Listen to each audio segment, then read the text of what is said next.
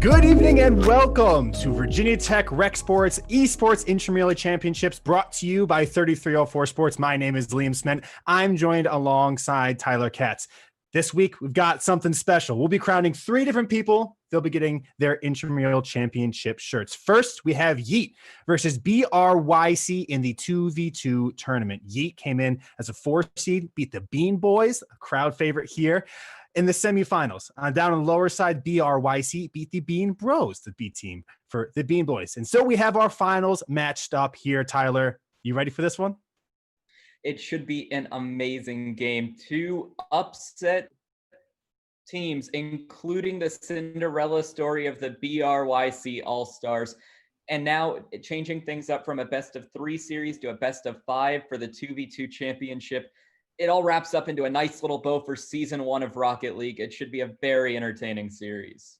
Both this game and the game following, or the series following this, will be the 1v1 tournament, which again, we'll get to right after this, will both be best of 5 series. So a little bit different than the rest of the tournaments going up to this. And just in case you guys want to get involved, you can be on the streams. Season 2 signups are now open. Go ahead to rexsports.vt.edu to get yourself signed up to play in some Rocket League action, but also new with season 2, Madden and Mario Kart. So go ahead, head over to that website, get yourself signed up, and we'll see you on this side of this stream. But now let's head back into the Rocket League action as we're getting ready for these two teams to battle in our first of 5 games here at Champions Field. We are so ready for this matchup. And again, it's BYRC versus Team Yeet, as we're going to go ahead and get ourselves kicked off here in just a few seconds. Tyler's going to be so much fun, and I cannot possibly wait for these two teams to show us what they've got. The championship rounds, one team to rule them all. Who is it going to be? Again, it's BRYC in blue, Team Yeet in orange, as we're underway from Champions Field for the championship game. And immediately we're going to have Team Yeet on the defense as a long shot from BRYC, an amazing save by Grant for Yeet. High challenge. A lot of pressure right off the bat. You want to see that with so dominant. Get yourselves, let the other team that you mean business is a wide open shot. I can't believe you missed that. Building dominance, building confidence. So far, it's been an offensive battle. 3 shots on goal combined in the first 40 seconds. Oh my God, just missing out for BRYC. Good shot. Can't believe they couldn't be able to put that one away just off the crossbar and down and able to be cleared out as now Yeet's looking to try and get some offense, but they haven't had any time on the offensive side of the field. And here's a chance now for DP Kime. He's going to shoot us off the post with a save. Grant with the follow-up. Another save! Oh my goodness, BYRC is keeping them out. So many great chances, and now we're going to have BYRC on the other side of the field. And BRYC being the defensive aggressor here, making a ton of incredible saves. As a shot, that one can't be saved though. Grant finds the back of the net and an early lead for Yeet in game 1 of the 2v2 championship series. There was a lot of these teams, both teams leaving a lot of open nets, a lot of open opportunities, and luckily someone on either side of the team had always been able to get there and save that. That one, unsavable. Grant puts Yeet up 1-0. Only about a minute and a half gone in game 1 of a possible 5 and a best of 3. That one's going to be a long shot by DP Kime, but knocked away by BRYC. Now trying to get on the board themselves. DP Kime on the defensive side making the save. They're always on the goal line. The BYRC setting themselves up for great shooting opportunities, but not able to get past that last defender. They've got to find ways to shoot better and find better positioning in the top. 3 saves for Yeet so far, keeping BRYC off the scoreboard. As it's going to hang around midfield. BRYC trying to make the shot, but knocked away. And a breakaway goal for Grant, his second goal of the game. That puts Yeet up now 2-0, almost halfway through game 1.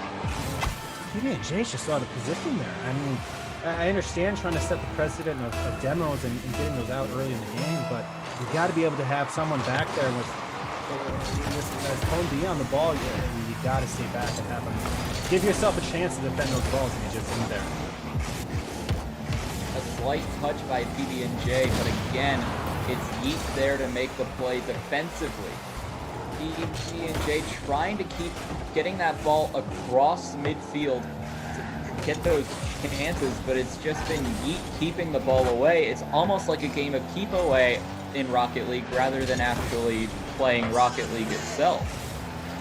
Yeah, but with that, we can joke about that, but actually it's a really incredible tactic. You keep possession on their half, you take their boost, and it's hard for a team to break out. You get stuck in defense, and no matter what you do, Yeet's gonna have a chance here, and they're gonna score. DP Kime's gonna make it 3-0, and I mean, Cone B and PB&J really had dominance at the beginning first of this, first minute or so, and now these Yeet squad's really figuring out and finding confidence and ability to get out in the attacking half, and they're putting away, and now it's 3-0.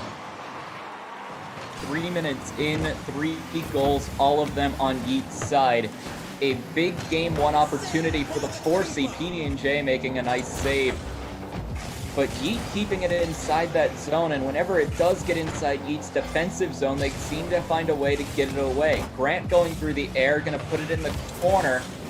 Tries to take it himself, but PB&J there to hit it into the wall and clear it. DP Kime, a high arcing shot, PB&J there, and a big block by PB&J. It's important to watch Grant here and his ability up in the air and what he's doing. He's dominant here. He's quick. He's fast. He's really talented mechanically, which is something that we haven't really seen a whole lot of at his level so far in any of these matches. And that's what's creating chances like that for him to score. And he's reading the opponents incredibly well. And I think that's really been the difference in this match so far. Cone B trying to clear it for BRYC. Has 1 minute remaining and a huge task for BRYC, having to overcome a 3-goal deficit. Not something you see too much done in a 1 minute time span, but PB&J trying to get it started, but DP Kime knocks it away. Cone B over the top. Grant tries to make the save, he does, but Cone B on the rebound finishes and puts BRYC on the board for the first time in this championship series. And this is what BRYC needed to be doing this entire time. Putting pressure on that last man. That makes it very difficult for him to get the save. He's worried about someone bumping him, getting in his face, and then it creates a wide open net for Cone B to be able to get in there, put it away, and this isn't over. 30 seconds, 2 goals. I've seen it done before. A high arcing shot by PB&J, couldn't get it done now with 30 seconds remaining. The 15 seed of 17 teams in the 2v2 bracket trying to make a comeback. With 20 seconds left, they need 2 goals. PB&J up the wall. Grant gonna clear it away. And now with just about 10 seconds to go, Cone B. And it seems like BRYC getting very aggressive now in this final minute. But a shot off the wall cleared by PB&J. And it looks like Team Yeet is going to take game 1 by a score of 3-1.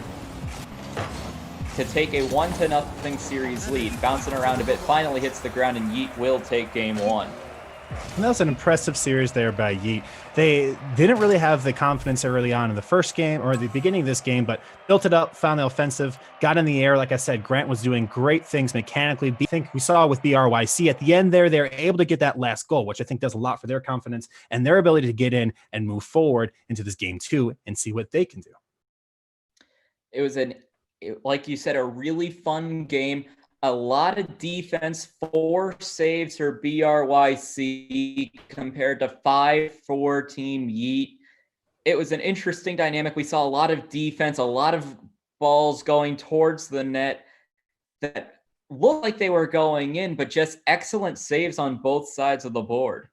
Incredible reaction times from both these teams to be able to stop these shots. A lot of them were relatively easier shots, but not all the time. There were some saves that are very difficult to get your car positioned in the right way, have the mentality and the quickness to be able to do that with your fingers and your mind. It's outstanding what these guys were doing on the goal line. And despite there being 4 goals in this game, it was tight and it was not made easy for either of these two teams.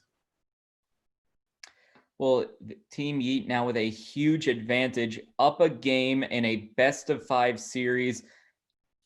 They only need to win 2 now. BRYC needing to win 3. So a taller task for the Cinderella story BYRC All-Stars. As we're getting this game underway, the first game is so important to win. It sets the tone, it puts you in position to really take it easy, but you're more settled. You have more control of yourself and under control of what you want to do and complete with the game. And like you said, it's a lot of pressure on BRYC to figure this out, as they're going to get the first real control in this game. Grant's going to meet him and take control of this ball in the corner, but a big challenge there by Cone B. He wins at 50, which means he's going to be able to escape out and get the boost. He's going to dribble against PB&J puts it off the ceiling there, but Cone B's going to be there to clear and take control, but only as far as Grant, who's going to win that challenge, give DP Kind some shine. He's going to take a shot, leaving the Wet Knight wide open, but he can't finish it. Grant with another chance, another big save, and already opportunities for this Yeet team. They're doing well to create the challenges and create the time and win those 50s in half field, keeping BRYC trapped in their own end. They have a chance to clear out here, but again, DP Kind, good rotations from this Yeet squad is keeping them pinned in their deep end. Big chance here. It's going to be able to shoot. Good save by Cone B, though.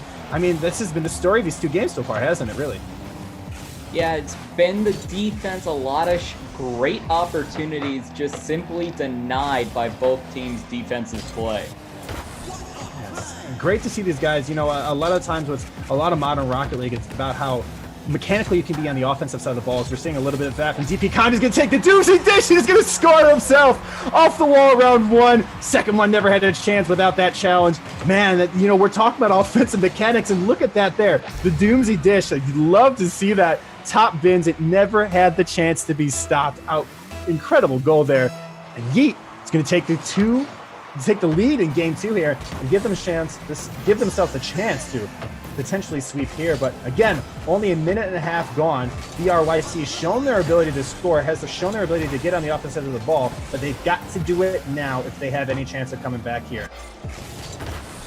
And Yeet seem to have been using the aerial a lot more, and I think that's really what's been the difference maker. Being able to go in that Y direction rather than staying on the X plane.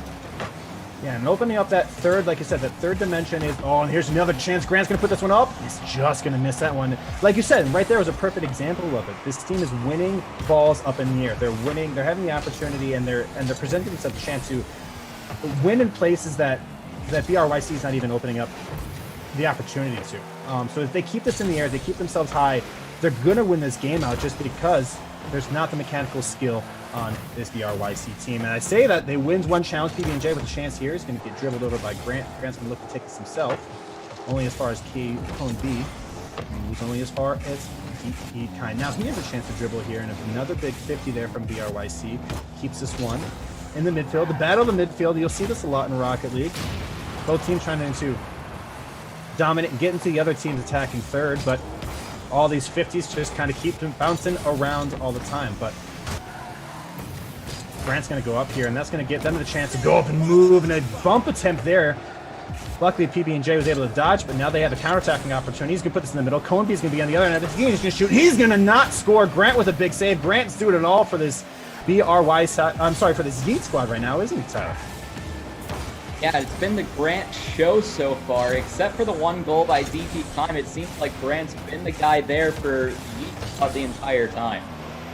A big opportunity there. He's passed a great shot. He's going to put this one on net, just off. Grant isn't really finding the net as much as you'd like to see him do.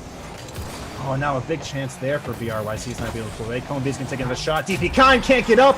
And just like that, tied ball game. Cone B takes BRYC right back into this game. And a great high shot. DP Kind, I'm not sure if he had enough boost to get up, but dodged out of the way instead of going up. And well-placed shot, difficult one to get to, enough power to get high, and now, like I said, BRYC is equalized, and we've got a game on our hands with just 90 seconds left in this game too. DP Kind going for a double tap. He can't get it. Cone B is going to clear this one away. PB&J beats one man. Now they have 2v1. Pinches it towards the middle. Tried for the demo attempt, couldn't get it. DP Kind couldn't win that challenge either. PB&J beats him over. Cone B with a chance now. He can take it down and dribble. 1v2. Going to try and flick it over both. He cannot make that happen, but PB&J is coming in. If he got that shot on target, likely would have been in, but he missed wide. Now Cone B is going to look to take this one off the wall. Beats DP Kind. It's a shot on net. Grant get back. Cannot get back. And just like that, BRYC takes the lead in game two.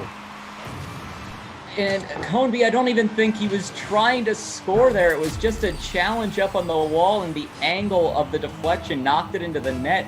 A huge error for Team Yeet, who find themselves down on the scoreboard now with a minute left.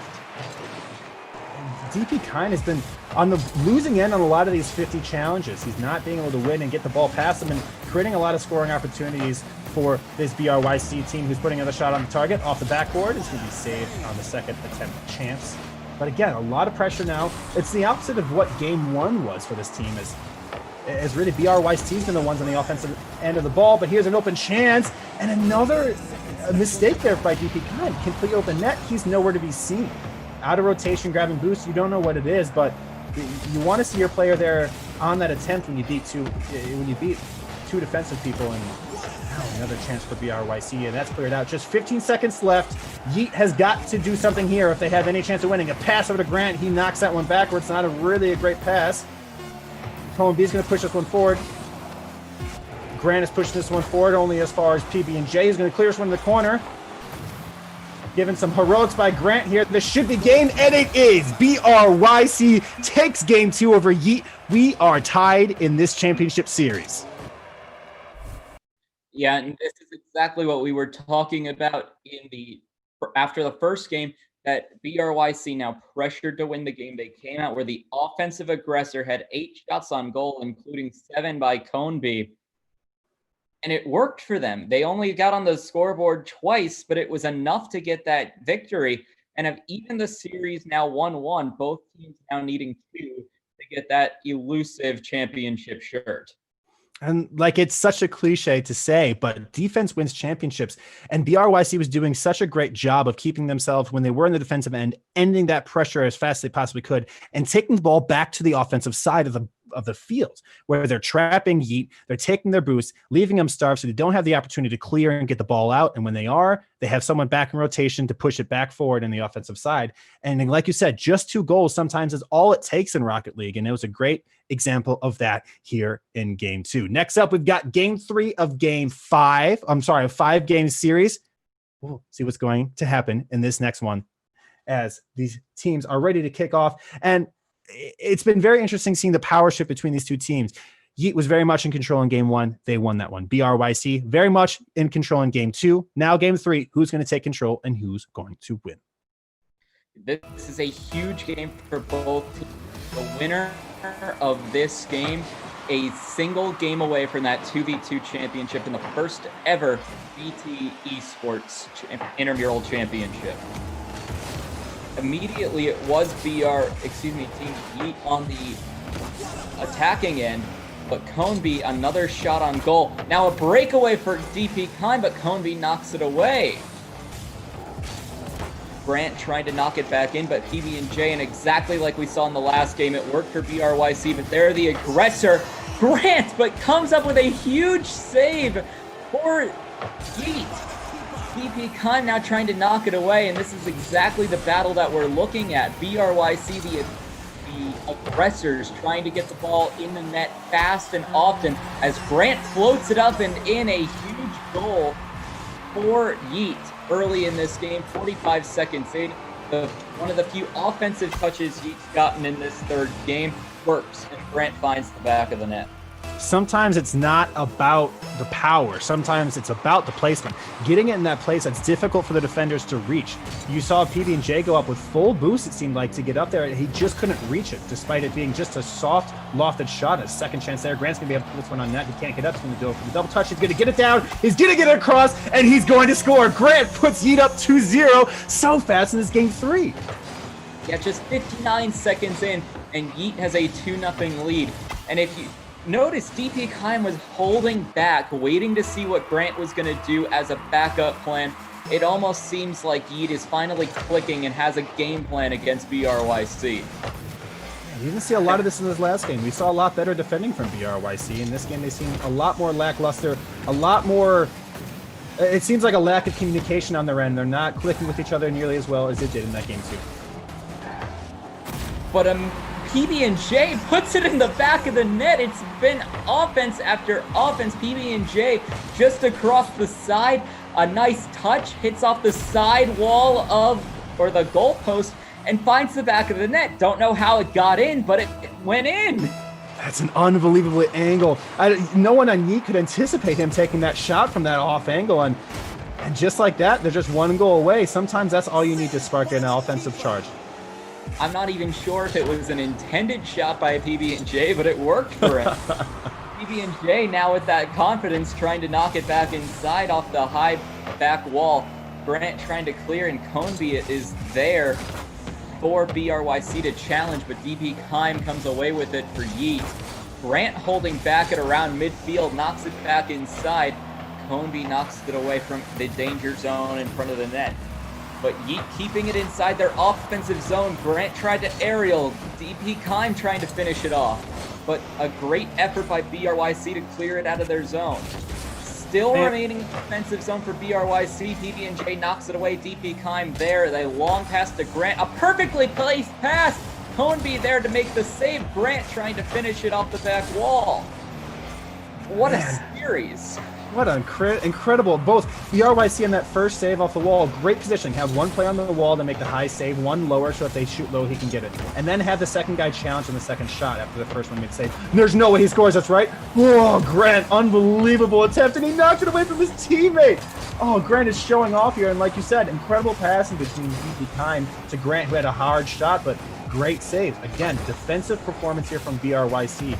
Doing whatever they can to keep this Heat team out of their net. It's working really well so far with about 2 minutes left in this game.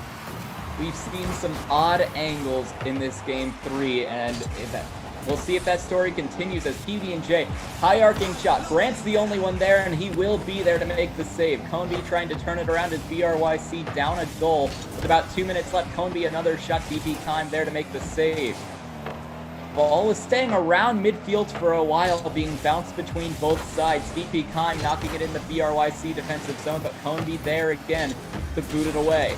Coneby tried to get the rebound off the back wall, but couldn't get there. Grant with the nice fake on PB&J. PB&J trying to catch up, but Coneby in front of the net to knock it away. Still a 2-1 lead for Yeet as DP Kime tries to add some insurance. Coneby there to knock it away.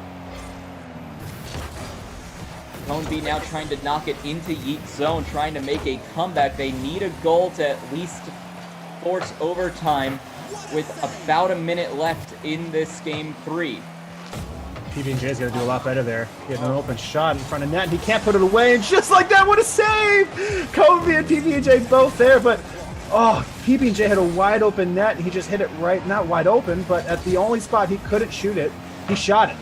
And out comes Yeet with still the 1-goal lead. Just over 50 seconds left. Now an open chance, but Coneby's going to be able to recover. Coneby's been there to knock it away from the BRYC defensive goal. Now trying to finish. Coneby wasn't there. PB&J trying to pass it back to Coneby, but Grant's right there. PB&J the only one to make the save, and he does. 30 seconds left, and I expect to see BRYC to get a little more aggressive, needing a goal. They'll need one really quick. They've shown me how aggressive they can be. They're showing it here. Winning 50s deep in the zone, committing 2 players to the corner. Didn't really pay off there as Grant might have an opportunity, but PB&J clears. You want to see more offensive pressure there from Yeet, but maybe they're backing off, keeping it easy, and they don't there. That's going to be a shot on net, and that's going to be a goal. DP Kime scores an insurance one for Yeet.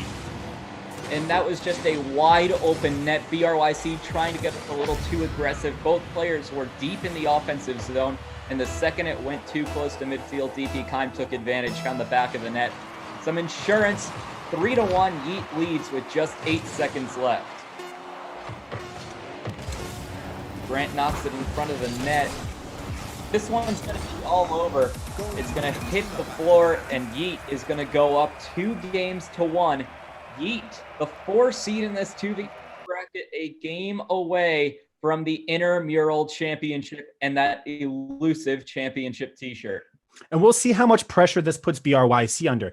Not winning game 2, or allowing your team, the opposing team, to go to that second game, to put you at match point, can do a lot to a team. It can put you under a lot of pressure. It will put you a lot under pressure, especially in a grand final like this. How will they handle it? How will they deal with it? So far, they've done well under pressure. They've held Yeet off in a lot of attacking scenarios, but letting 2 or 3 pretty simple goals in, including that last one, a lot of pressure, admittedly a lot of aggression from them to try and break out and get that last goal, but of error in rotation saw them get scored against.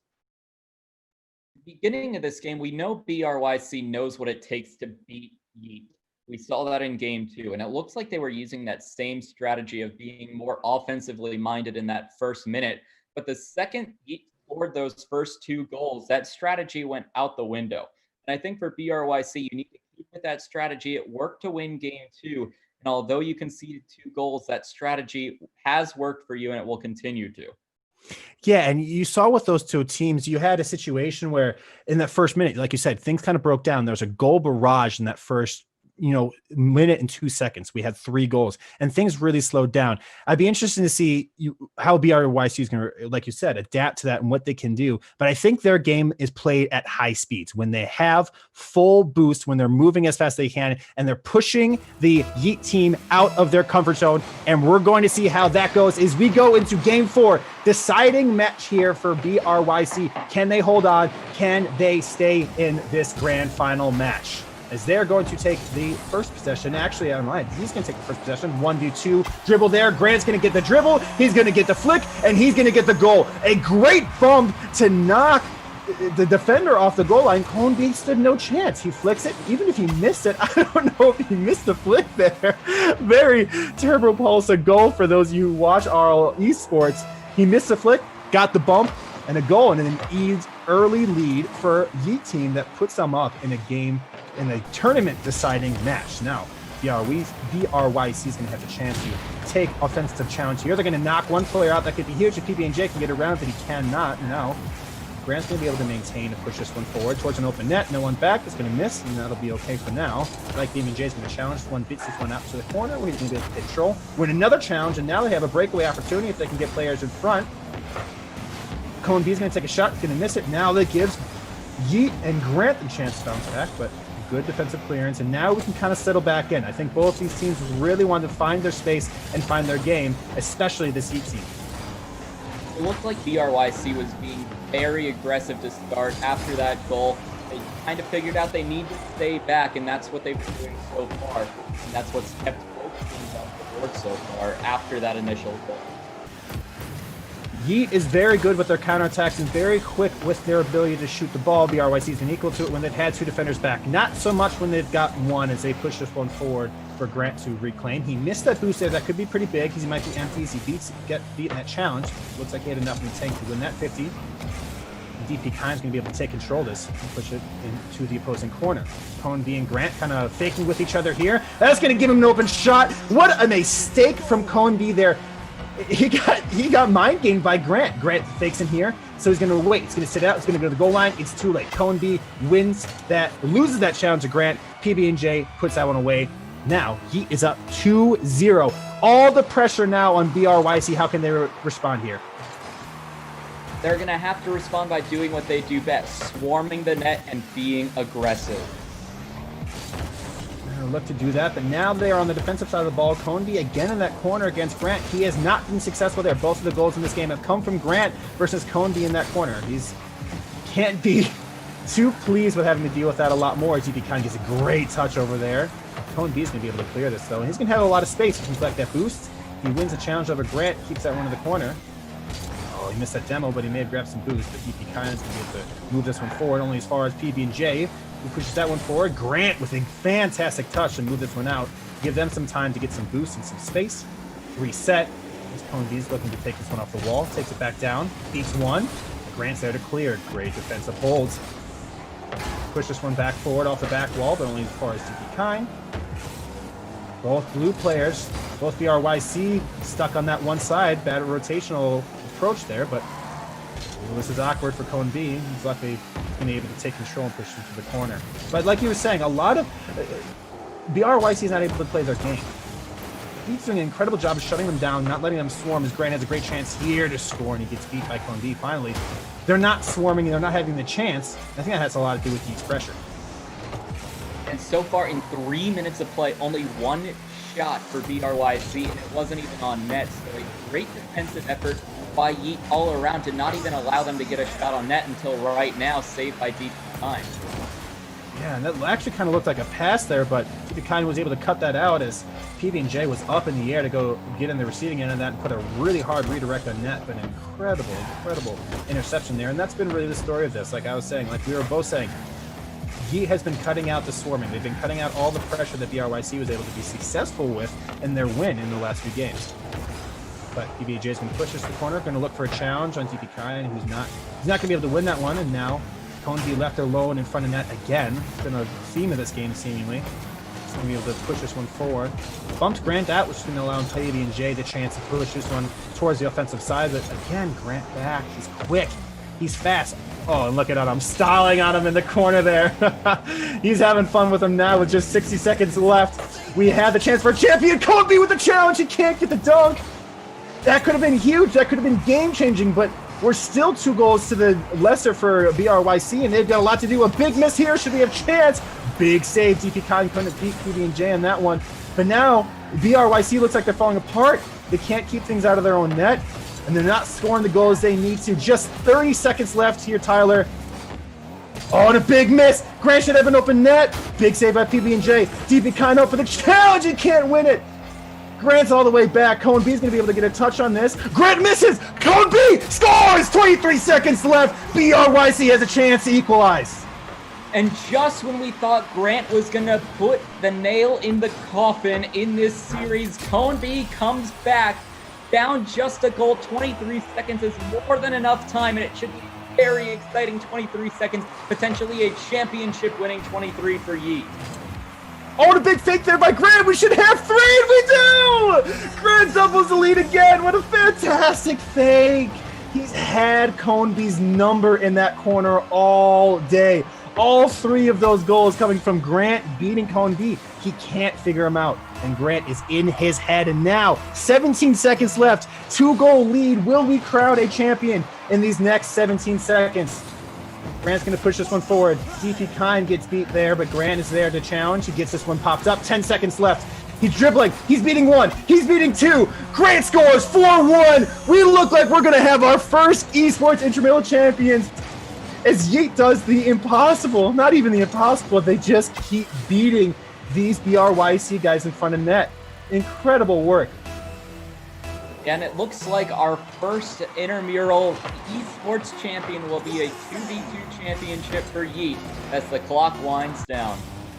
And we hit 1 second, and that will do it here. Yeet are your 2020 Season 1 Rocket League 2v2 champions after beating out BRYC 3-1. What an incredible series we had here. Lots of action, lots of high-octane action, and a lot of defensive performance. We saw that was the theme of the first 3 or so games. And then BRYC picked it up. They figured out how to swarm the Yeet net, and they won their first game. And then Yeet took care of it, hunkered down, really held them down, and started winning 50 challenges. And that really, I think, for me, was a changing factor in this win. Yeah, a 3-1 series for Yeet, becoming the 2v2 champions. The 4 seed in this tournament, winning it all. And I think they really showed why they were the higher seed, exposing BRYC for being the 15 seed in that bracket. The Cinderella story unfortunately ends for BRYC, but a great effort. And like you mentioned during that series, they weren't able to play their game. We saw through their style of play, they like to swarm the net. They like to be more aggressive offensively. And as soon as Yeet shut them down, it seemed like their chances in that series slowly dwindled and shut down themselves. Yeah, Yeet did an incredible job of adapting really well. BRC really had him on the ropes there for a bit. But like you said, they adapted incredibly well, and they shut him down hard. And they didn't have a chance really after that. They couldn't win the 50s. And I think that was something, and that's where a lot of their goals came from for BRYC, was winning 50s, winning challenges that Yeet didn't think they would lose, and scoring off those opportunities. Yeet started being more calculated with their challenges, approaching in better ways, and really just outsmarting BRYC, both on the defensive side of the ball, but then on the offensive side of the ball. You saw with Grant and what he did. It was unfair to what he did to Cone B in that corner. And you got to feel for the man. I mean, when you're going up with somebody with that much skill, with that much mechanics, and with that much intelligence on the field, it's a difficult thing to defend and keep out of your net. With that series, 3-1, Yeet will take our first esports intramural championship again as your Rocket League 2v2 champions. If you'd like to sign up and play yourself, you can. Season 2 is coming up. You can sign up now at rexsports.vt.edu and get yourself involved in this action. On top of Rocket League, we will also have Madden and Mario Kart this season. So go ahead. Again, that's rexsports.vt.edu to get signed up. That will do it for our first series here. The next series will be our 1v1 series. We'll be right back after a short break for more Rocket League action.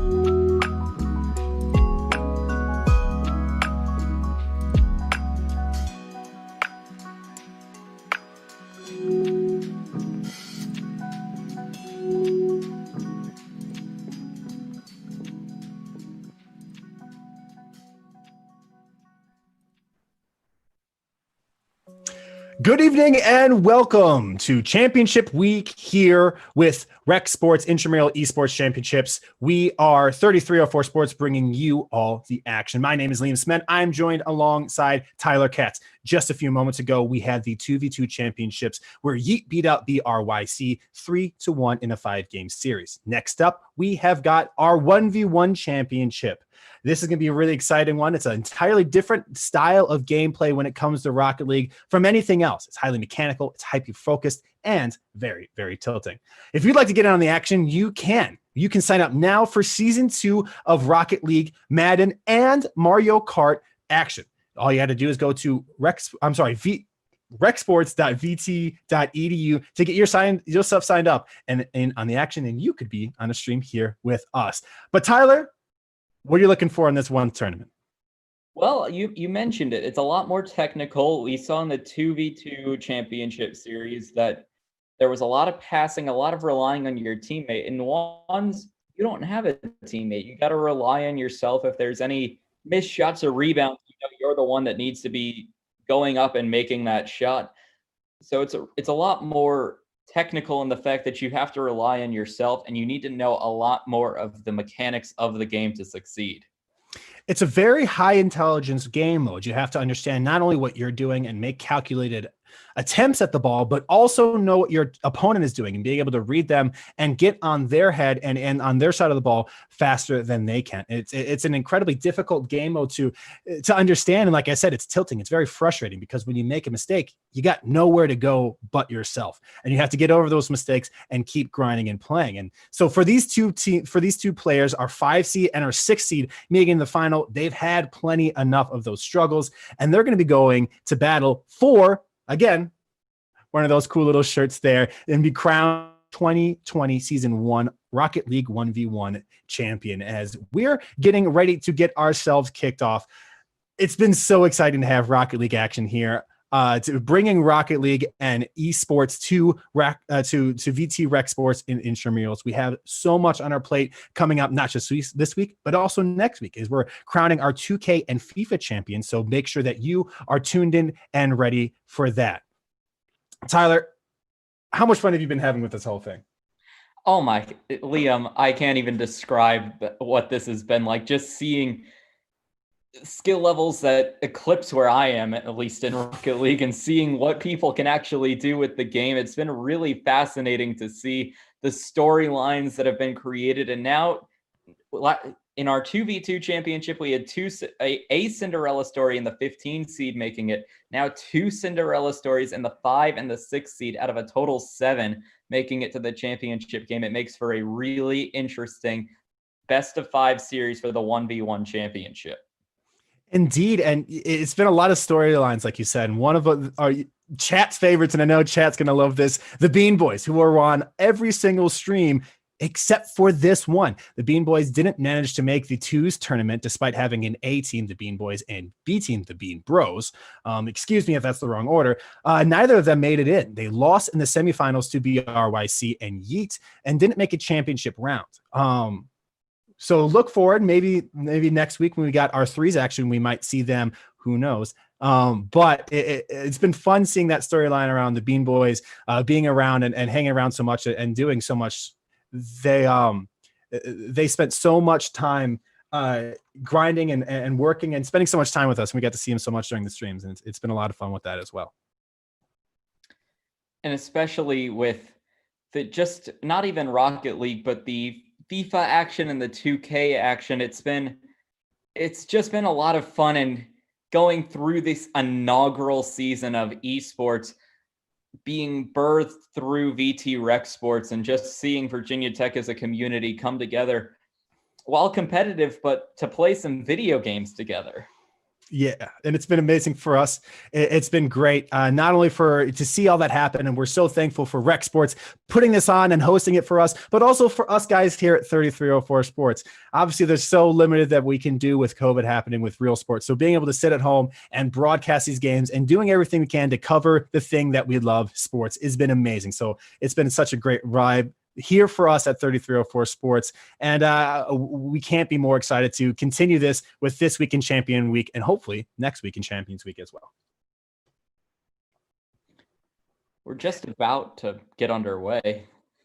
And you're right. And now we are here. We are ready as we have game one of our 1v1 championship series. Recluse versus Soupy Snow, as Recluse will win that opening kickoff. And that's something that's really important for those of you that are new, kickoffs. You have to be quick, you have to be calculated, and you have to win them. You get a lot of scoring chances from them, and that is super important. Now, Soupy Snow has a great chance there off the back wall, and he steals that boost. And that's another really important thing, winning the boost battle. If you win the boost battle, you're faster. You can get to higher balls. You can get to places quicker and beat your opponent. So look out for players on the opposite side. As Soupy gets a good flick, and he's going to open this scoring up. The first goal goes in. Soupy takes the lead. But like I was saying, you'll see a lot of players, instead of going for the ball, a lot of times going for boosts, because you'll starve the other player and put them in weird situations where they've got to do a lot to make saves and be fast. But again, opening goal there for Soupy Snow. Soupy Snow, and a good flick there to get it over a Recluse who's challenging pretty high up the field. Recluse came out aggressive, but Soupy Snow's been the more skilled player, it looks like, in the first 45 seconds. Recluse with a poor touch there. Means Soupy's going to be able to put this on the backboard. Take a shot here. Open in front of net. Recluse low on boost. Can't get over it. And there it is, 2-0. Quick goals there by Soupy Snow. Again, put it off that backboard. Made Recluse get into a weird position. So then when it came back off, Recluse had to panic and try to get the touch. He got a good touch on that to try and get the save, but not enough. And Soupy now has the 2-goal lead. A lot of patience by Soupy Snow. He knew Recluse couldn't get back into position in time, so just took his time making sure he got the right shot. Now he's going to have a chance to score here. Soupy did well to not only get the boost, but get all the way across. Recluse is low now, so Soupy should have the chance to get this all the way across. Soupy's going to fake the boost pickup, can't win it. Recluse knocks that one away, and he's going to be able to recover this one backwards, take control. And now he's going to have the chance to score. And like you said, very slow, very calculated at this higher level, and a great air dribble from Recluse. And we're finally seeing him get some, find his mechanics. But like I was saying, a lot of time it's very slow, it's very calculated. It's understanding what your opponent is doing so you can make the next move. Recluse opted for the opposite there and scores the quick air dribble. Kickoff win there for Soupy Snow means he's going to be able to bounce this one forward. He's going to steal some boost from Recluse. He does a good job to clear that one out. Oh, he wants to wait for the boost, but there's none there. He's low. But he's going to win that challenge anyway, which is going to be huge for him because he can knock this one towards the center. Oh, big recovery there from Soupy, though. Oh, and a bit of awkwardness. Recluse is going to be able to grab some boost, though, and get his way back and recover. Soupy will be full. Faking challenges, faking dribbles, and he just decides to shoot. Easier save there for Recluse, though. Soupy now taking this one forward. Hard shot to the corner. It's off. He's going to get the rebound. Recluse is able to land and get in front of that one. Impressive defensive stand there from Recluse, but Soupy Snow is going to be able to stop any offensive pressure from happening with a good demolition. Now Soupy's going to have another chance where he's really been, he's been on the offensive side of this ball a lot, hasn't he, Tyler? Yeah, and Soupy Snow has been the aggressor, and especially in ones, you see really three ways of scoring goals, as we might see one of those here where one players try to put it in the corner to center it themselves without using another pass. A flick like that by Recluse, saved by Soupy Snow, and a long shot trying to catch their opponent off guard from about midfield. And what's awesome about high level, even professional, a great move there by Soupy Snow. He beat him with speed on that one. The fourth one is just be faster. He did a great job to get around and set himself up for an open net. But with high level Rocket League, high level ones like this, you'll find that players have an open arsenal of abilities and mechanics that they can use to beat their opponents and really get the advantage over them, both defensively and offensively. It's a lot of fun to watch these guys be able to use those and win those. A big challenge there from Recluse. Should it mean he has an open net? Soupy's low on boost. He's going to take his time here, though. High shot, looks for the dribble, he's looking for the bump. He gets the bump, but the goal's not on. Great play there from Recluse. Unfortunately, the shot wasn't there, but he'll get the follow-up. Incredible demo. And that's a really meta thing, or a really important thing in Rocket League in its current form. He's winning the physical battle, getting the player out of their comfort zone, and really getting him out of the game entirely. And Recluse did it to perfection there. A respawn 3 seconds, and it gave Recluse enough time where Soupy Snow couldn't catch back up. Found the back of the net, makes it a 1-goal game with 2 minutes to play. And you'll find with one's games that they're also quite long. There's a lot more goals. There's a lot more stoppages in play. And so it creates the mind game. It makes it even more difficult for these players to, ooh, that's a really, you want a better save there from Recluse. He just left it open for Soupy to score as he makes the 2-goal advantage. But you find with these games they're long, so it gets you in your head even more, as if there wasn't enough pressure of playing in a championship game in a 1v1. The timeliness of it creates a lot of time for these players to figure things out for themselves. Not sure what that face-off was for Recluse, as he almost elected to go on defense on the X pattern face-off. Yeah, he went to go fake that and try and get himself some possession, but was too slow. And unfortunately for him, Soupy read it and put him in a weird spot where he really didn't have the chance to go on the front foot. And now a bad touch there from Recluse. And Soupy's gonna have an open net. He's gonna put this on the way. Finding a lot of that trouble with Recluse is he's making mistakes. I'm sorry, for Recluse, he's making mistakes. He's not winning the 50s he should, giving Soupy wide open opportunities to score. And a lot of times that's what the ones is about. Who can make the least mistakes? Now another kickoff opportunity, another win by Soupy here. He's been really on top of Recluse here, and with his kickoffs. And now another big chance here for Recluse. He's got full boost. He's got a ton of time, and the flick is enough. And these open net situations are so vital in ones. If you can't get a good shot, like Soupy wasn't able to get a good shot there, you leave yourself completely exposed on the back end. And a lot of times that passive approach to ones is incredibly effective, and you saw it there. Yeah, it can be super effective, but also if you're playing the right opponent, it could also be your downfall as well. Look at that. Fancy little back goal, and he's going to get himself within one here, Recluse, winning that challenge. Again, that's really important. Getting that nice flick over Soupy, putting him in a situation. He said, I don't want to go forward. I'll just do it backwards. And a good half flip goal there from Recluse. And now, again, you bring yourself within one, and you never know. There's never a lead big enough when you're playing against one other person. Recluse, and he tried to fake kick off there again and just left himself exposed. Big mistake there, but with ones you never have a lead big enough, and there's always enough time to come back. Like I said, as quickly as goals come. Our first face-off goal of today and of this series so far, and I'm sure it won't be the last, but just a bad mistake by Recluse. It was his second time trying a fake off the face-off, and his second time he got burned by it. I'm not sure what happened with Soupy there, but he just kind of disappeared. Oh, he went for the boost, missed it, couldn't get himself in position, and leaves it open for Recluse. So another kickoff goal there, and a vital mistake for Soupy. You really can't be making that one too much. But now Soupy's going to have the chance here, and now Recluse is going to take possession. But if Soupy's quick enough with his pressure, he's going to have the chance to put it on net. He does, but Recluse with a big save. Pretty easy one at the end. Now he's going to be able to put this car. That's a dangerous position. Going for the air dribble. Soupy did well to pull himself in a position where he couldn't be demoed, meaning that Recluse really had to just shoot that instead of trying to get an air dribble demo, and Soupy did well to defend it. Now he's going to have a chance for a shot. Banger towards the right side, but he only hits the post. It comes back right on out. Sideways rule 1. They decide to break it. They don't honor it. And a big save there from Soupy. And now just 10 seconds left. 1 goal in it. Recluse still has this chance. So Soupy's going to take control here. Recluse is going to put this towards net. He can do it. And he gets to 50. It's still up. Still time, as long as it doesn't hit the ground, but it does. And Soupy will take this first game of our 1v1 championship. A very emphatic one. I think for me, Recluse really struggled to settle in. He was making mistakes. He's trying different things that weren't working for them, and he got punished hard. Where Soupy came in, he knew what he had to do, knew what he wanted to do, and was very emphatic with the way that he did it.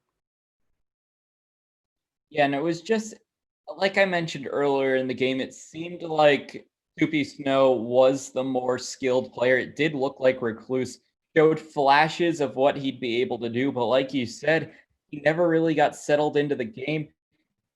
And I feel like for Recluse, that was more a feeling each other out round, almost comparing it to a boxing match where in round 2, we'll get to see more of what Recluse can actually do. And that's exactly what it is. A lot of these times the players are trying to understand what they're getting into. With your general matchmaking matches, just online regular, you get 5 minutes to do it. Luckily for both these players, they get 5 matches to do it. They'll have a full 25 minutes to do it. And so look for Recluse to come back and find his footing. He did an incredible job there of showing those flashes. Like you said, he did a great job of putting himself in scenarios where he could score. And you saw what mechanics he has in his arsenal. He's just got to get comfortable as we are getting ready for game 2. High scoring game in the last game, a 6-5 game for Soupy. Snow, oddly enough, those were the 2 seeds, and immediately Recluse, a face-off goal 4 seconds in, and Recluse scores. Just like we mentioned in the last game, those face-off goals, we'll see a lot of them. It's just something that happens when it comes with no one there to back you up. Indeed, it's very important to win those, and now you guys are starting to understand why it's so important, because you get to that ball and you have a chance like this, where Recluse is now going to be able to get that boost and push on to a Soupy who's not wearing an E United skin, so who didn't do half bad. They could have done better, ended up crumbling in this major, but with it, he's going to get his first goal. And a very quick reaction. It was just 17 seconds later, and Soupy Snow did, like you said, be faster than your opponent. He was faster than Recluse and found the back of the net to tie the game at 1 just 20 seconds into the ball game. And that looks like a card change. Was Soupy in the dominance in the first game? I can't remember. I thought he was in the Octane first game. So looking like a potential car switch for Soupy here. Trying to get comfortable, trying to understand where he's at and what he's doing. But the dominance, it's notorious for its hard shots, for its corners that really hit you with a lot of power. So look for Soupy to maybe try some longer distance shots, since Recluse now has a chance to dribble and he gets over Snow. And maybe it's just not the comfort level that Snowy had with that. Soupy had with that Octane in game 1. Yeah, and this has been the game plan for Recluse the entire time. Just those shots to try to beat Snow on a fake, on a high flick. And those are the shots that Recluse has found in the back of the net on. And we saw it there. Expect to see that more, not only in this game, but in the next game as well, and potentially games. Recluse again back on offense. A big demo. Soupy Snow has able time to clear it. But Recluse there at midfield to challenge. It will be Soupy Snow winning the challenge. Now a open net, but Recluse there to clear it away. Now Recluse, a high flick, like we just mentioned. Recluse likes those high arching flicks on the top of the net. He does it again. Recluse now 3-1 in game 2. He's doing such a good job of reading when Soupy is going to challenge. Maybe, like you said, getting the high flicks up and over him. And putting Soupy in really tough situations where he can't save it, can't touch it, open nets. He's doing such a great job of reading Soupy and winning challenges. And like I say that, Soupy does on the other side. Yeah, and that's the one thing with ones. It happens so fast. As soon as you gain a 2-goal lead, we could be talking 15 seconds game clock, and all of a sudden you're down by a goal. So just things change very quickly. You always need to be on your toes, especially at this level of play, especially in a championship series. And like you said, Recluse is really settling into this one. I think he figured out where Soupy's at, his movement, his style of play, and oh, what a fantastic touch there. And Recluse is figuring him out. He's understanding when Soupy likes to challenge, and that's a huge part of this game. Is that might just be a bad read from Soupy, but understanding when your opponent's going to challenge. Because when you can do that, you can start using the skills you have to get around them and get through them, so you have yourself an open net. One thing I've noticed, Recluse likes to go in style. You can just see it by his car. That was his second reverse goal. Just a lot of flashiness by Recluse. And it's given him a 4-2 lead in game 2. Oh, and a fantastic demo. So Recluse is really settling in now. He's winning the demo battle. You saw, Soupy's been doing a lot in the game. He's been getting demos, but none as big as that. That's the second goal Recluse has done from bumping his players. The first one, that air dribble where he bumped Soupy out the way, and this one just a flat-out demo, completely removed him from the game. And I'm sorry, that's the third goal, actually, but so Recluse really taking advantage of that physical play, and now it's a 3-goal lead with 3 minutes left. But as you mentioned, the 3-goal lead is nothing to 1v1 players. 4, however, is another story as Recluse finds the net again.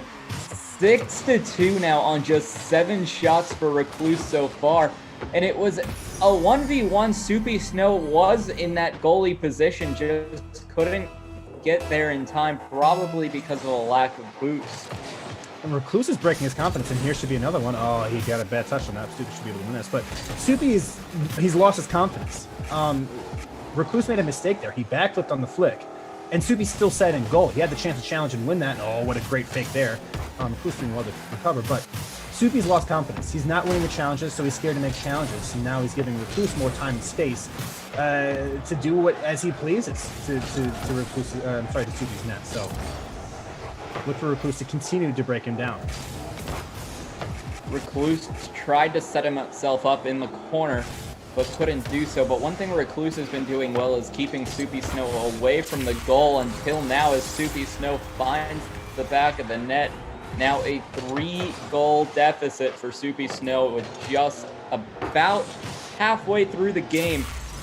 But Soupy Snow has been struggling in the zone.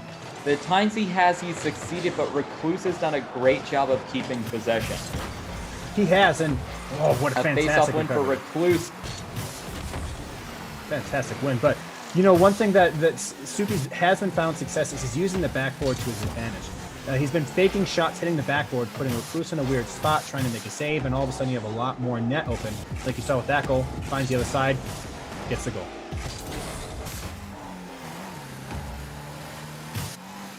For Recluse, you notice neither player is going through the air as Recluse an air dribble, and we'll see that from Recluse from time to time as he finds the back of the net there, but not too many simple aerials unless it's going to be a shot on goal.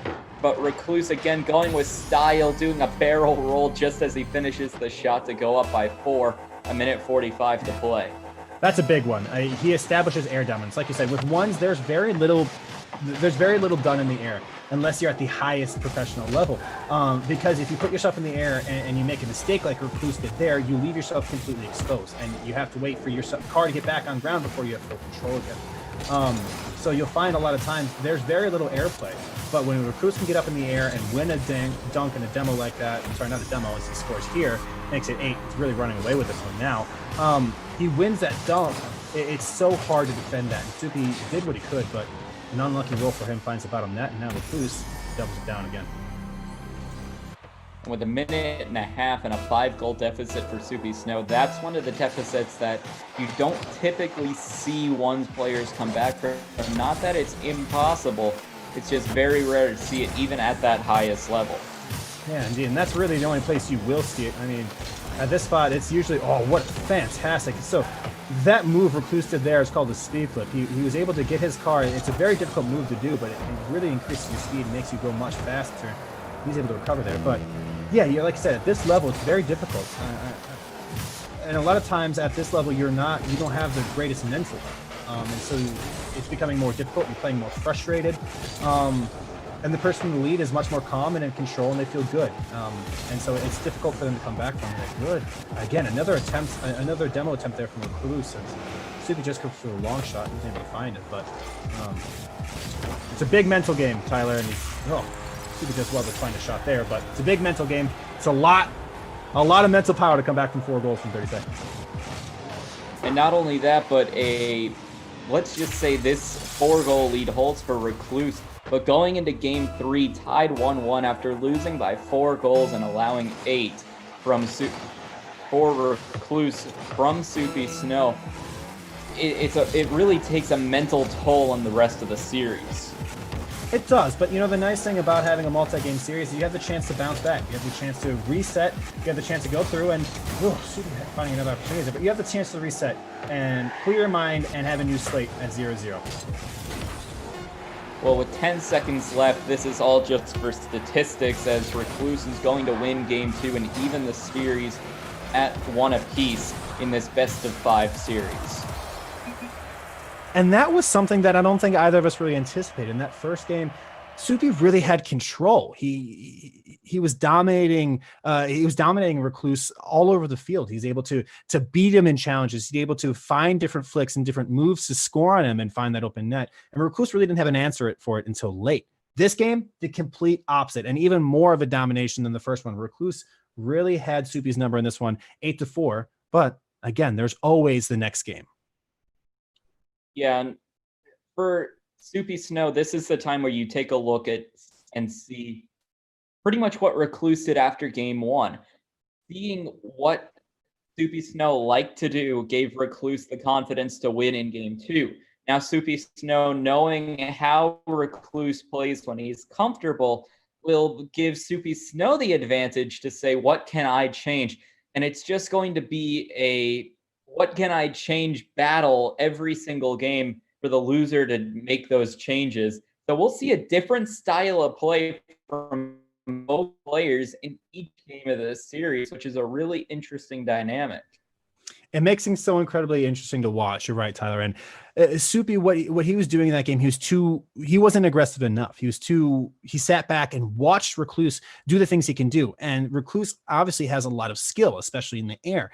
If he lets him do the things that he wants to do, if he lets him get fancy, lets him go up and put shots on net, it's going to be very difficult for him to stop.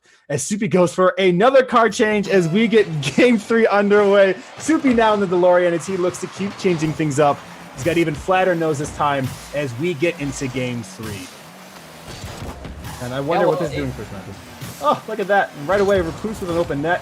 Can't score. Big save there from Soupy. But, hey, maybe he can, I don't know, do something with time. He's got to do something with time here if he's going to take his lead back in the series.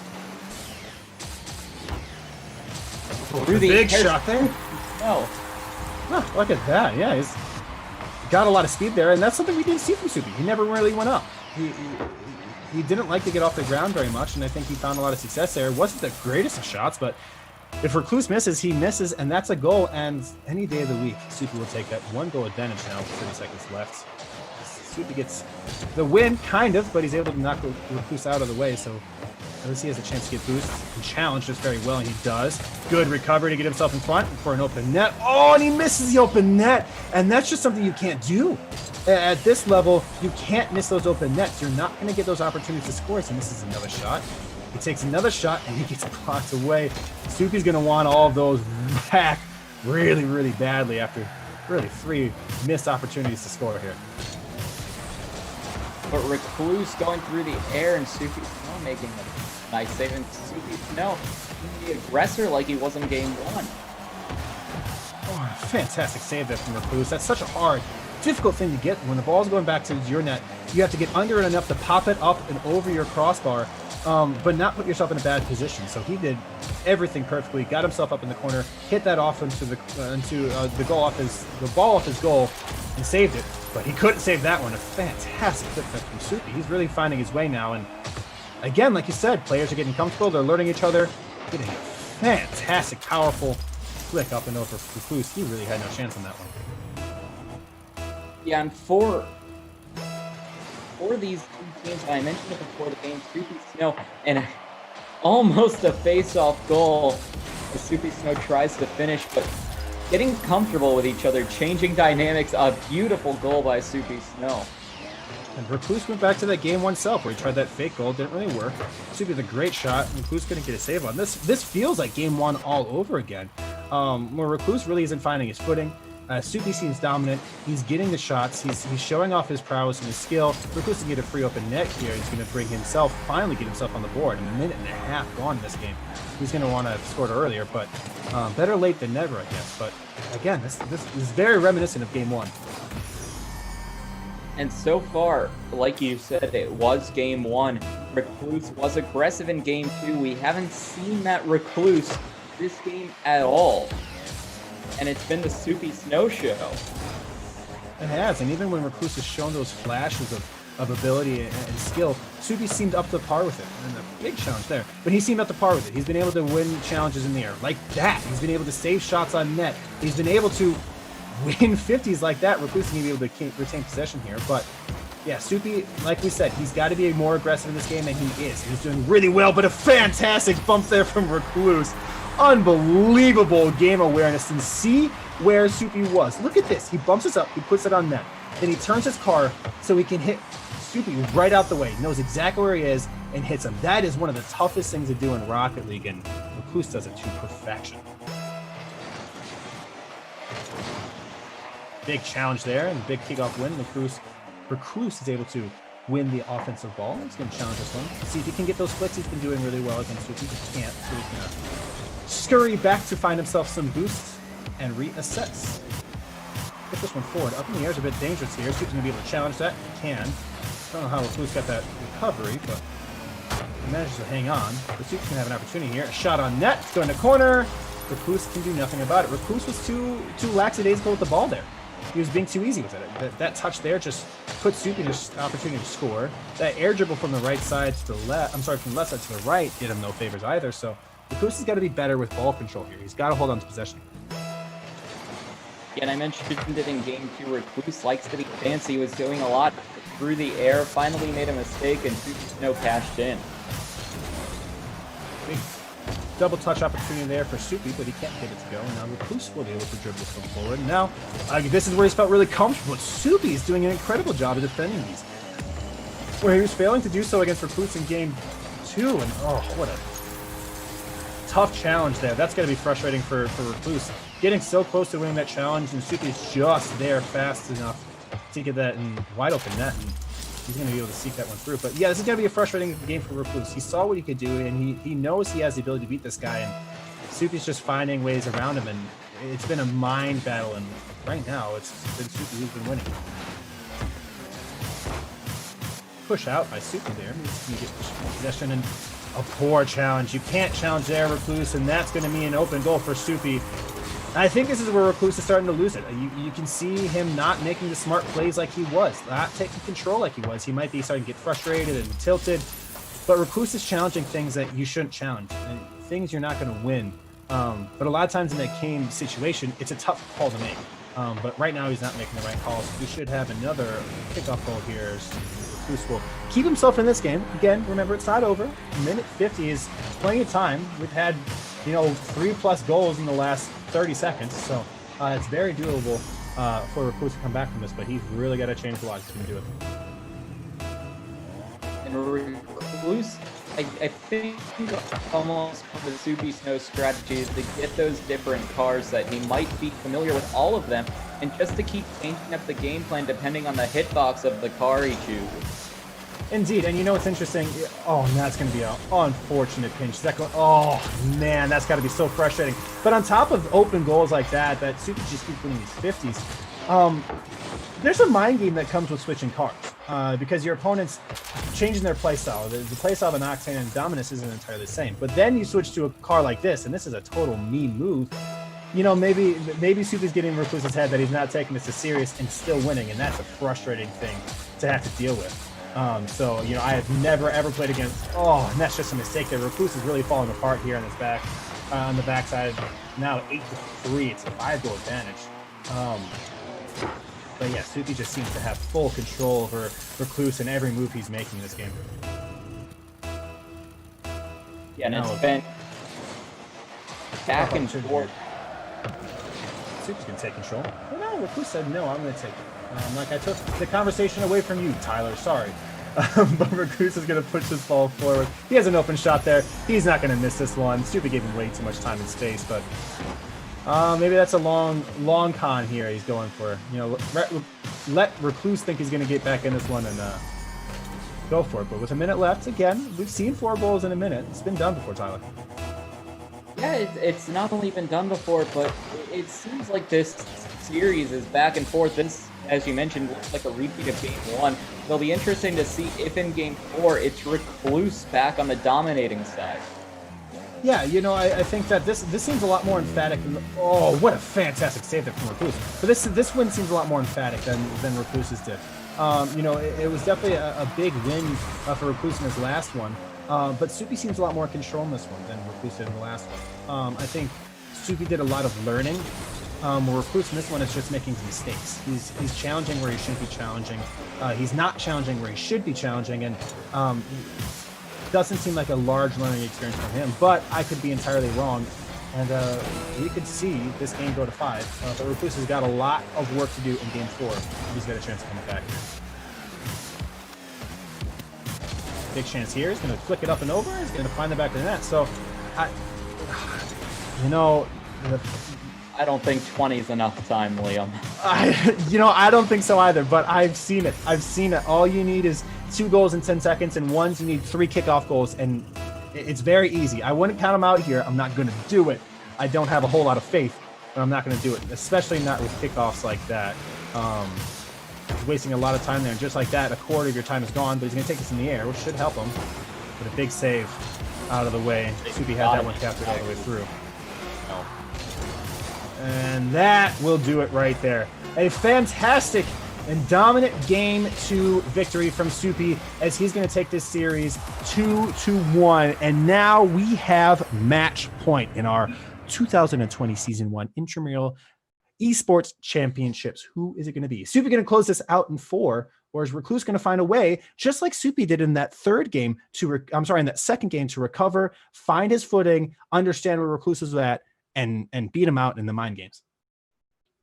Yeah, and for Soupy Snow, what I'm most interested in is he going to return with one of the cars he used before, with the Octane, the Dominus, or the DeLorean, or is he going to go with something new? That's really the question I want to look for. It'll be a lot of fun. It's honestly, that's been one of the most entertaining storylines of this whole matchup. But no, I'm very intrigued to see what he comes out with this one. We're giving him all the time in the world to figure that out. Maybe he sticks with the DeLorean. Maybe he feels really confident with this. I mean, he looked great at it. As much of a meme as it is for him to be in it, he looked confident. He looked good. He was emphatic with his finishes. He's emphatic with the touches. He knew where he had to challenge and how to beat Recluse on challenges and put him in weird spots. And he finished it out against a Recluse who really just wasn't finding his time or pace. Now, in the next few seconds, we are getting ready for game 4. Who will be decided? Will we go to game 5? Are we going to make this even more special than it already has on an incredible night? We shall see, as we are getting ready to kick off game 4. And Soupy Snow sticking with the DeLorean. It worked so well for him. 7 saves and 8 goals. We'll see if it works here, or if Recluse knows the game plan with the DeLorean.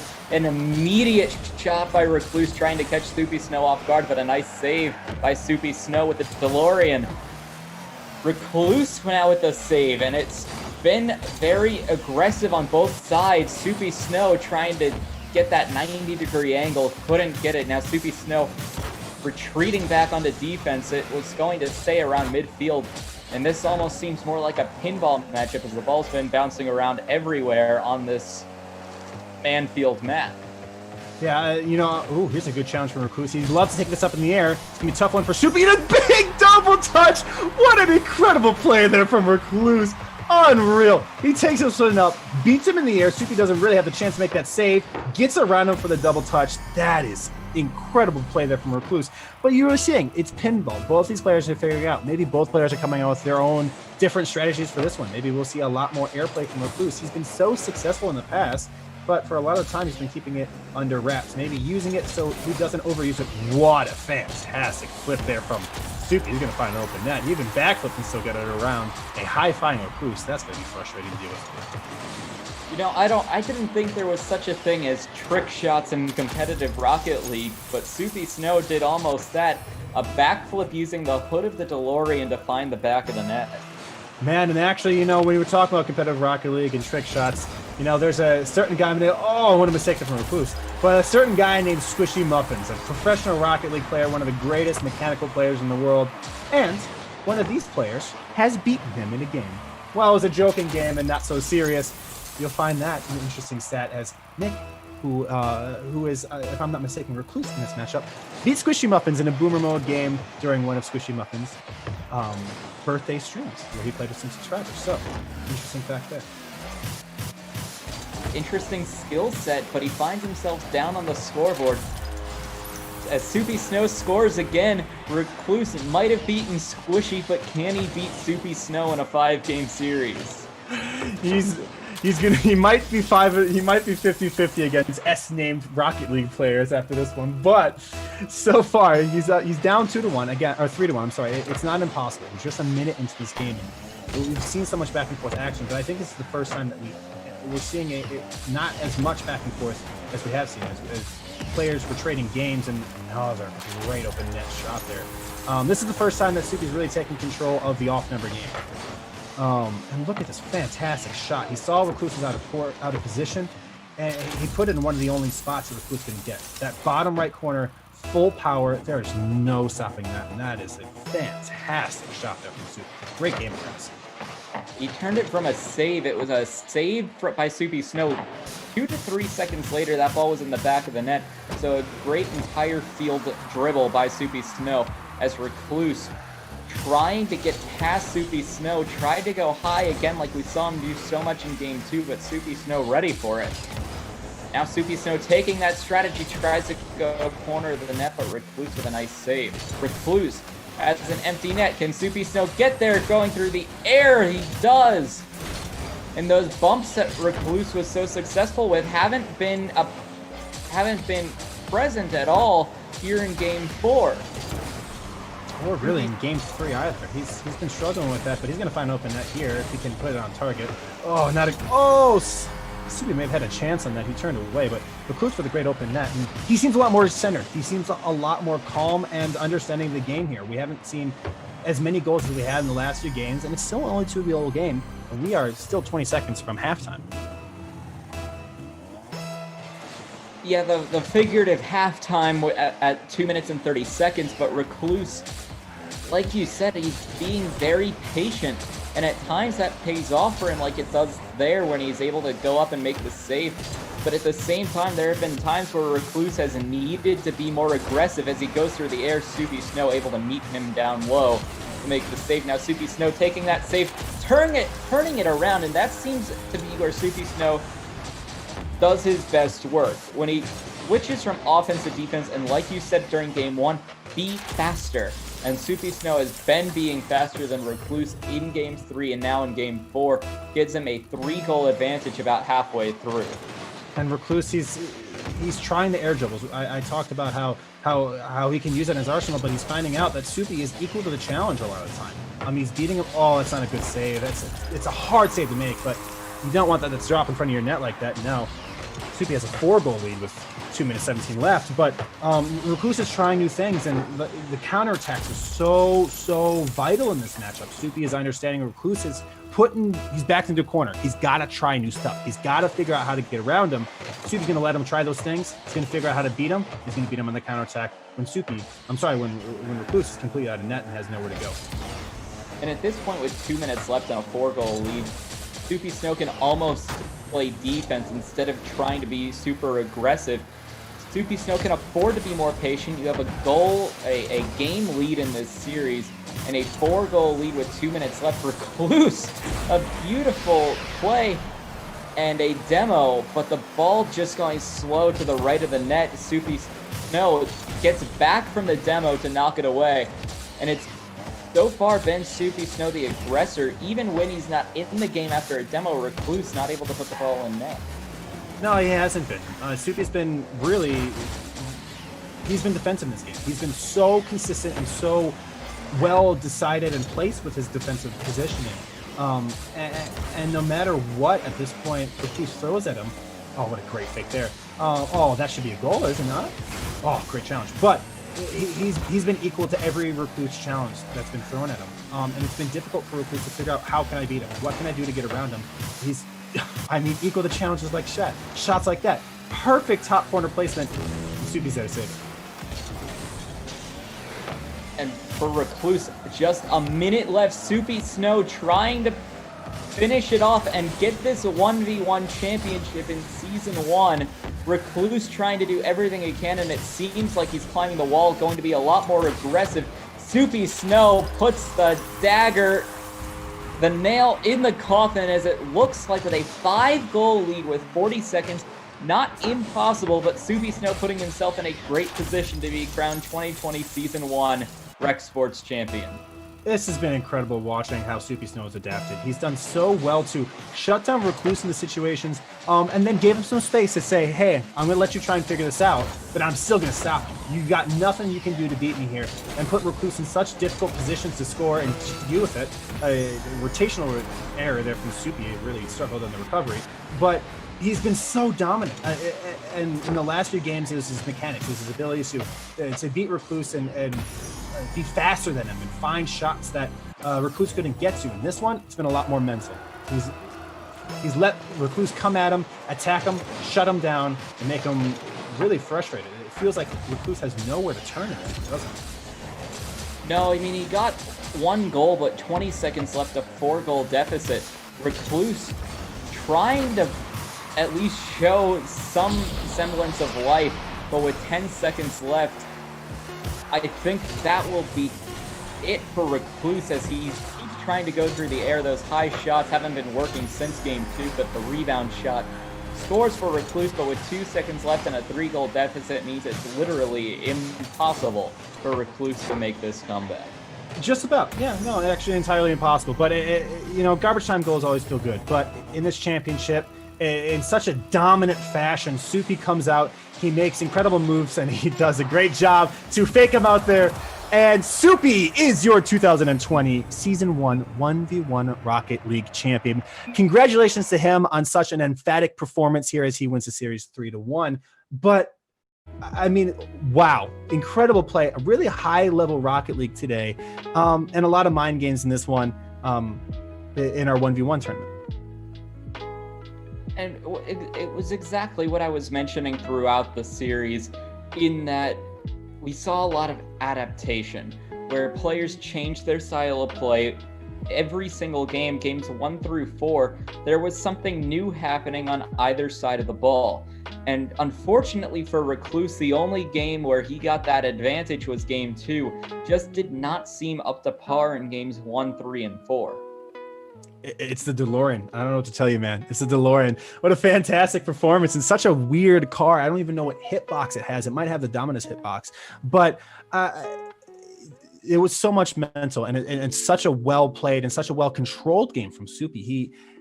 He understood after a while what Recluse was doing. That Game 2 was difficult for him, but like we were talking about earlier, it was a learning experience.